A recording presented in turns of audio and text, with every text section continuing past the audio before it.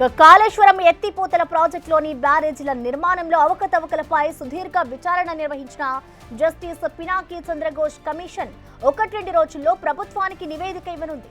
Justice Chandra Ghose ఆదివారం హైదరాబాద్ కు చేరుకున్నారు. ఈ నెలాఖరుతో కమిషన్ గడువు ముగియనుంది. ఆరోపి ప్రభుత్వానికి నివేదికను సమర్పించేందుకు జస్టిస్ ఘోష్ ఏర్పాటు చేస్తున్నారు. ఇటు బ్యారేజీల నిర్మాణంలో కర్త కర్మ క్రియలైన కేసీఆర్, హరీష్ రావు, ఈటెల రాజేందర్ల వ్యవహారంపై కమిషన్ ఇచ్చే రిపోర్ట్లో ఏముండబోతుంది అనే అంశంపై ఆసక్తి నెలకొంది.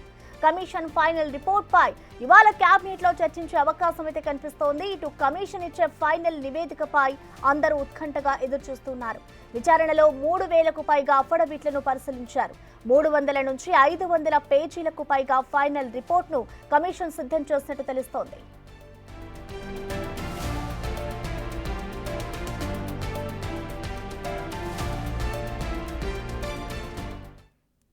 నివేదికలోని అంశాలు కూడా బయటికి రాకుండా అన్ని రకాల జాగ్రత్తలు తీసుకున్నట్లుగా కూడా తెలుస్తోంది. ఇటు దీనికి సంబంధించి కూడా ఇటు పిసి ఘోష్ 1-2 రోజుల్లో కూడా నివేదికను ప్రభుత్వానికి సమర్పించబోతున్నారు. కాళేశ్వరం అక్రమాలకు సంబంధించి దీనికి సంబంధించిన పూర్తి డీటెయిల్స్ ని మా ప్రతినిధి వెంకట్ అందిస్తారు. వెంకట్, చెప్పండి, ఇటు పిసి ఘోష్ ఇచ్చే నివేదికను బట్టి చూస్తే ఇటు కాళేశ్వరానికి సంబంధించి ఏం జరగబోతుంది అనుకోవచ్చు?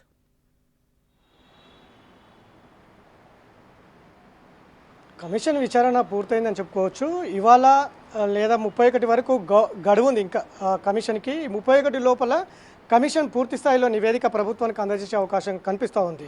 నిన్న రాత్రి రాష్ట్రానికి చేరుకున్నారు కమిషన్ చైర్మన్ పినాకి చంద్రఘోష్. ఇవాళ మధ్యాహ్నం లోపల ఆయన ఒకవేళ నివేదిక రాష్ట్ర ప్రభుత్వానికి అందిస్తే కనుక ఇవాళ జరిగే క్యాబినెట్లో దాన్ని పెట్టి చర్చించే అవకాశం అయితే కనిపిస్తూ ఉంది. దాంతోపాటు గతంలో ఏదైతే విద్యుత్ కొనుగోలు సంబంధించిన అంశంలో అక్రమాలకు సంబంధించిన అంశంలో కూడా ప్రభుత్వం కమిషన్ ఏర్పాటు చేసింది. మదన్ కుమార్ లోకూర్కు సంబంధించిన కమిషన్ పూర్తి స్థాయిలో నివేదిక కూడా ప్రభుత్వానికి ఇచ్చింది.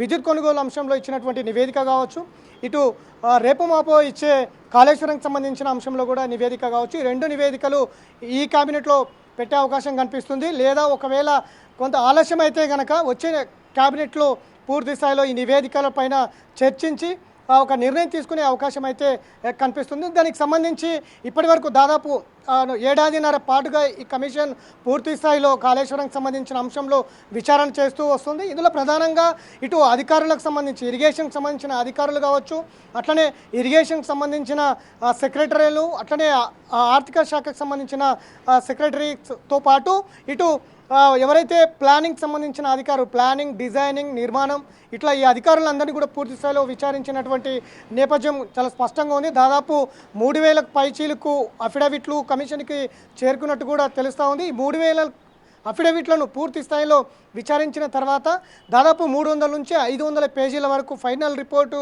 ప్రభుత్వానికి అందించే అవకాశం అయితే చాలా స్పష్టంగా కనిపిస్తుంది.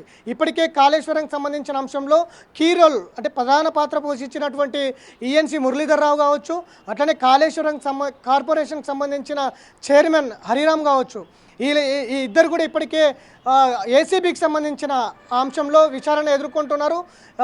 అంటే దీనికి సంబంధించి ఇప్పటికే కాళేశ్వరం ప్రాజెక్టులో పూర్తి స్థాయిలో వీరందరూ కూడా విచారణ ఎదుర్కొన్నారు. దీంతోపాటు ఏసీబీలో కూడా విచారణ ఎదుర్కొంటుండడంతో రిపోర్ట్లో ఏముండబోతుంది అనేది అయితే సస్పెన్స్ కొనసాగుతూ ఉంది. ప్రధానంగా ఇటు ఇరిగేషన్కి సంబంధించిన అధికారులకు సంబంధించి కావచ్చు, అట్లనే ఈ ఇరిగేషన్కి సంబంధించిన చీఫ్ సెక్రటరీలు, అట్లనే ఫైనాన్స్ డిపార్ట్మెంట్కి సంబంధించిన సెక్రటరీ, ఇట్లా పూర్తి స్థాయిలో ఏ విధంగా రిపోర్ట్ ఉండబోతుంది, అట్లనే ఒక్కొక్కరు ఒక్కొక్క రకంగా పొంతలేని జవాబులు చెప్పినటువంటి నేపథ్యంలో అధికారులు పై అధికారులు గత ప్రభుత్వ పెద్దలు చెప్పినట్టు విన్నామనేది ప్రభుత్వం ముందర కమిషన్ ముందర చెప్పినటువంటి నేపథ్యం. ఇక ఇటు ఎవరైతే కాళేశ్వరానికి మొత్తం ప్రధాన పాత్ర పోషించినటువంటి గత ముఖ్యమంత్రి కేసీఆర్ సమాధానం మాత్రం అందుకు భిన్నంగా ఉంది.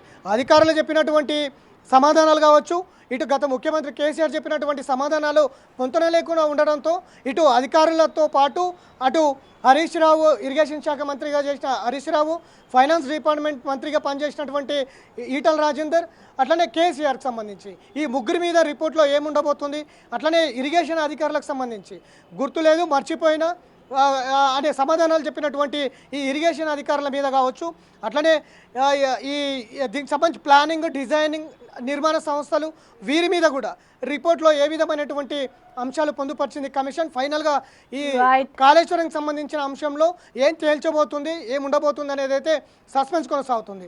ఇవాళ ఒకవేళ ప్రభుత్వానికి నివేదిక అందిస్తే కనుక మధ్యాహ్నం జరగబోయే కేబినెట్లో దీని మీద చర్చ జరిగే అవకాశం కనిపిస్తూ ఉంది. ఈ నెల 31 వరకు గడువు ఉంది కాబట్టి రేపు లేదా ఎల్లుండి ఒకవేళ కమిషన్ పూర్తి స్థాయిలో నివేదిక ఇస్తే కనుక వచ్చే కేబినెట్లో పూర్తి స్థాయిలో ఈ నివేదిక పైన చర్చ జరిపి అట్లనే అసెంబ్లీలో పెట్టి అసెంబ్లీలో చర్చ జరిపిన తర్వాత అందులో ప్రధానంగా ఎవరైతే ముద్దాయిలుగా ఎవరైతే నిందితులుగా ఉంటారో, ఎవరైతే వైఫల్యాల కారకులు ఎవరైతే అందులో తేలుతారో వారి మీద చర్యలు తీసుకునే అవకాశం అయితే చాలా స్పష్టంగా కనిపిస్తుంది. ప్రసూన.